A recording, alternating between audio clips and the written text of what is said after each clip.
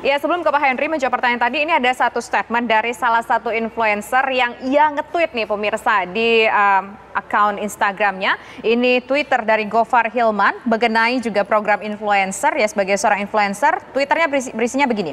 Siang semuanya, di sini gue akan menjelaskan soal pekerjaan yang sempat gue ambil dan sekarang jadi perbincangan. Awalnya gue dapat tawaran untuk bikin video soal kreativitas di rumah dan gimana cara kreatif bertahan di masa PSBB.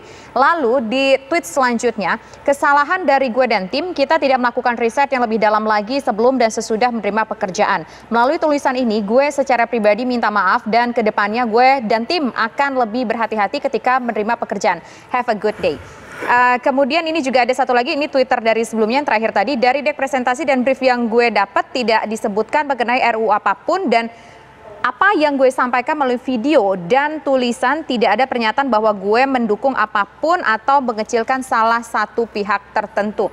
Itu jadi tadi tweetan yang pertama, kemudian tweetan yang ketiga, baru tadi tweetan yang kedua. Urutannya seperti itu, Bang Abalin dan juga Bapak. Bang Abalin, ini gimana? Okay. Ada permohonan maaf dari seorang influencer. Artinya di sini influencer tersebut merasa ada something yang mungkin salah ia lakukan, keliru karena tidak melakukan cross check ataupun recheck terlebih dahulu terhadap apa yang dimintakan kepadanya, Bang. Ya, nggak apa-apa. Karena itu maka semua program-program yang terkait dengan program pemerintah. Dari awal saya bilang bahwa ketika pemerintah membutuhkan opinion leader, influencer dan lain-lain sebagainya, memang harus dibicarakan message apa yang diperlukan oleh pemerintah dan apa yang harus disampaikan kepada publik. Makanya kenapa banyak tokoh diminta menjadi iklan layanan masyarakat atau seperti tadi disampaikan oleh Profesor Henry. Jadi dalam hal ini saya kira ya dia punya satu kesadaran aja, tapi tidak perlulah juga minta maaf. Tapi kalau itu menjadi bagian untuk dievaluasi. Tapi ia merasa kemudian ketika dikompet, dia merasa kemudian dari tweetnya yang kedua ini, dari deck presentasi dan brief yang gue dapat, tidak ada disebutkan mengenai RUU apapun. Artinya di situ yang merasa diminta untuk membuat sebuah video, tetapi ini ada kaitannya dengan salah satu RUU yang pada saat ini cukup menjadi kontroversial, Bang. Keterbukaan informasi publik. Salah satunya mungkin ada beberapa informasi tersebut. Gimana Pak ya, mungkinlah seperti Omnibus Law.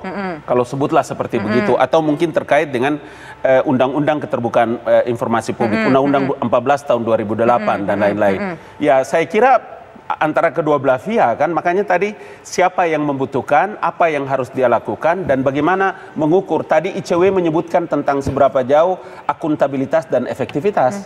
Jadi saya kira inilah yang menjadi bagian dari bagaimana kita memberikan pencerahan juga kepada publik. Oke, ini kan artinya memang betul bahwa menggunakan influencer ini untuk mensosialisasikan salah satu rancangan undang-undang atau gimana, Bang? Abang yang mengatakannya? Saya bilang dua hal. Dari awal kan saya bilang, yang pertama bahwa tidak ada satu regulasi pun yang melarang untuk menggunakan influencer. Itu yang pertama. Dan yang kedua, undang-undang sedahsyat apapun bagi pemerintah dan masyarakat itu perlu untuk tahu. Karena masyarakat telah mendelegasikan seluruh kewenangannya kepada Dewan Perwakilan Rakyat Republik Indonesia. Sehingga membutuhkan opinion leader. Saya kemarin terkait dengan masalah undang-undang KPK. Artinya butuh opinion leader untuk mendapatkan dukungan atau bagaimana, Bang? Kalau soal dukungan itu urusannya di parlemen. Karena menurut Undang-Undang Dasar 1945 yang membentuk dan mengatur dan sampai keputusan membuat undang-undang itu ada di parlemen. Nggak penting pemerintah itu membutuhkan orang dalam hal pembuatan undang-undang karena penyelesaiannya ada di DPR. Satu lagi nih juga cukup menarik begini, Bang. Ya, oke lah itu jawabannya tadi. Tapi di sini si Gofar Hilman ini merasa tidak ada keterbukaan informasi yang begitu clear kepada dia, Bang. Dari awal di sini dikatakan terkait dengan apa? Terkait dengan konten yang akan dia buat, Bang. Karena dia mengatakan dari deck presentasi dan brief yang gue dapat tidak disebutkan mengenai RUU apapun, Bang. Artinya di sini mungkin bahasa kasarnya bisa kita sebutkan kayak ngerasa kecelek deh gitu, Bang. Ya nggak bisa kalau nyanyinya di media sosial seperti begini, kemudian kita tidak tahu posisi masalah dengan apa yang menjadi persoalan yang dihadapi. Bagaimana saya harus bisa melakukan klarifikasi di TV One malam ini? Coba deh kita dengar suara dari Bang Rocky nih, kayaknya ada sesuatu yang disampaikan agak senyum-senyum dari tadi nih Bang Rocky nih. Enggak, kamu nggak lihat senyum, saya pakai masker tadi. Suaranya kedengeran, suara senyuman, suara nggak bisa kelihatan ya. Silakan Bang. Jadi itu buktinya kenapa kemudian orang pindah dari soal akuntansi pergi pada semacam curiosity, karena tadi itu beberapa orang akhirnya menganggap sebetulnya kita dijebak loh. Kasarnya begitu, tapi kan dia nggak bisa pakai kata itu karena dia tahu Ngabalin akan protes kalau bilang dijebak tuh. Tapi itu soalnya tadi saya mau katakan bahwa influencer itu memang diperlukan, tetapi harus dengan kalimat lanjutnya itu menandakan bahwa pemerintah gagal menjadi public opinion maker. Kan logikanya simpel itu. Kalau Anda tuli, Anda pernah mengatakan katanya pemerintah itu paling hebat membuat hoax karena menguasai segalanya. Sekarang bilang pemerintah lemah. Berarti ada cara Anda berpikir berbeda-beda. Saya terangkan di mana kekeliruan itu ya. Tapi terima kasih Anda masih ingat itu ya. Bahwa saya nggak rubah bahwa pemerintah bikin hoax tiap hari. Ini juga hoax sebetulnya tuh. Karena pemerintah bilang, you sendiri wakili influencer itu untuk bikin literasinya jadi bagus.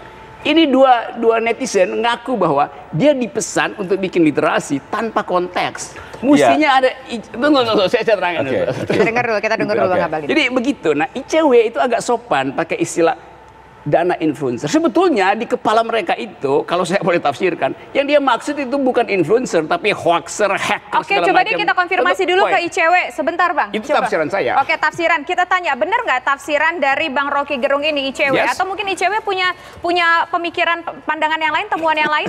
Silakan, Begini, Mas Wana. Ya, ada dua hal yang ingin saya soroti. Yang pertama tadi terkait dengan kehumasan begitu. Lalu kemudian yang kedua terkait dengan kejujuran bagi para influencer untuk menyampaikan informasi yang dalam tanda kutip dipesan oleh pemerintah. Kalau seandainya kita lihat begitu, beberapa influencer telah speak up di media sosial bahwa mereka dibayar begitu. Pertanyaannya kemudian adalah ketika mereka mendiseminasikan informasi tersebut, apakah ada tanda semacam sponsor atau iklan yang disampaikan oleh mereka untuk mengidentifikasi bahwa tweet tersebut atau informasi tersebut itu memang berbayar. Kan selama ini tidak. Nah, oleh sebab itu sebenarnya kalau memang pemerintah ingin menggunakan influencer begitu, minta untuk ke influencernya untuk menyematkan tagar iklan atau sponsor atau semacamnya, agar pemerintah ketika membaca agar rakyat maksudnya ketika membaca informasi tersebut langsung paham siapa yang membayar mereka begitu. Karena kan tadi pemerintah bilang bahwa ya tidak masalah kita menyewa influencer begitu. Nah, saya ingin masuk ke dalam konteks kehumasan begitu. Sebenarnya kan ada peran kehumasan yang seharusnya ditingkatkan. Jangan sampai pemerintah ini terlena dengan jasa influencer sehingga mengabaikan fungsi-fungsi kehumasan yang ada di setiap kementerian begitu. Kalau memang seandainya pemerintah ingin melakukan atau membayar jasa influencer seterusnya, ya lebih baik fungsi kehumasan yang ada di kementerian itu dibubarkan begitu. Oke, silakan ditanggapi. Di tempat saya nggak ada influencer itu, jadi apa yang dipersepsikan oleh siapapun saya nggak tahu, termasuk mungkin Rocky atau juga dia, itu jelas-jelas salah. Karena tadi saya di depan dia mengatakan ada error in object. Jadi objeknya aja udah error, karena di tempat saya nggak ada sama sekali. Di tempat Bapak nggak ada, tapi Bang Abalin sebagai perwakilan secara keseluruhan dari pemerintah. Silakan Bang Abalin tanggapi ya, singkat pasti saja. saya mau katakan bahwa tidak ada urusanmu semua itu dengan biro. Dan mohon maaf, komunikasi publik dan humas itu ada di tempat saya. Ya, gitu loh. Ini juru bicara negara. Juru bicara negara, tapi bagaimana suara dari Bang Abalin? Saya mau bilang bahwa tidak ada urusannya dengan Wana dan Rocky terkait dengan biro pers kah, kehumasan kah. Bukan urusanmu itu organisasi pemerintah. Bahwa kalau pemerintah membutuhkan juga dalam penyebaran sebuah informasi, kemudian membutuhkan, saya lagi-lagi menggunakan istilah opinion leaders, pemuka pendapat, influencer dan lain-lain, dalam rangka apa? Dalam rangka mensukseskan sebuah program pemerintah yang diluncurkan. Apa masalahnya di situ? Undang-undang mana yang dilarang? Kenapa justru menjadi masalah? Supaya rakyat juga tahu, gitu loh. Kalau posisi ini kemudian Wana harus bilang untuk biro kehumasan atau Rocky menyebutkan tadi juga untuk harus dibubarkan atau gagal. Di mana ukurannya? Apa masalahmu dengan ini barang itu loh? Oke. Singkat saja Pasal 52 Bang. Gini ya. Kita dengar dulu terakhir, waktu kita sudah singkat, silakan Bang Rocky terakhir. Begini ya, Saudara Ngabalin. Saya punya kepentingan. Mengapa? Karena Anda berdua saya yang gaji. Saya bukan tidak ada urusanmu dengan gaji.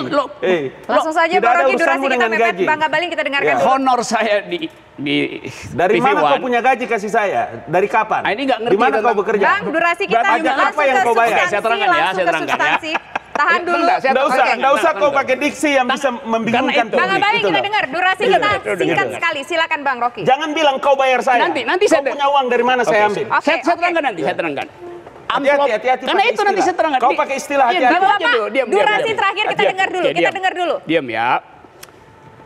amplop saya nanti dapat dari program TV One. Dipotong pajak, masuk ke negara. Itu untuk bayar Anda. Mimpi ente Jadi intinya gimana Bang Rocky? Jadi intinya gimana logikamu? Jadi Anda pakai apa? Anda dibantu kau representasi apa kau mau bayar dengan pajakmu itu kepada saya? Tidak bicara soal pajak, itu tidak soal bayar, tapi intinya apa? Terakhir penerimaan negara bukan pajak itu dan anggaran pendapatan belanja negara itu. Oke, baik. Kalau tidak saya langsung akan tutup ini. Saya di parlemen, saya tahu itu urusan itu. Saya kasih waktu. Poin terakhir. Mobil itu dia punya 4 ban dan 1 ban serep. Ban serep hanya dipakai kalau mobilnya kempes. Influencer itu ban serep. Ternyata ban serep ada 4. Artinya 4 bannya lagi kempes sehingga mesti pakai ban serep 4 tuh. Itu agak aneh mobil punya 4 ban serep. Itu yang saya maksud. Oke, baik. Terima kasih Bapak. Saya tahu mungkin masih akan ada yang menyesatkan publik. Baik. Terima kasih. Terima kasih Bapak. Sayang sekali diskusi sudah harus kita selesaikan karena waktu sudah habis. Terima kasih Pak Henry, Bang Ngabalin, Bang Rocky dan juga tadi Mas Wana sudah bergabung bersama kami di program Dua Sisi. Saya Tisa Roveni undur diri. Selamat malam dan sampai jumpa. Oke.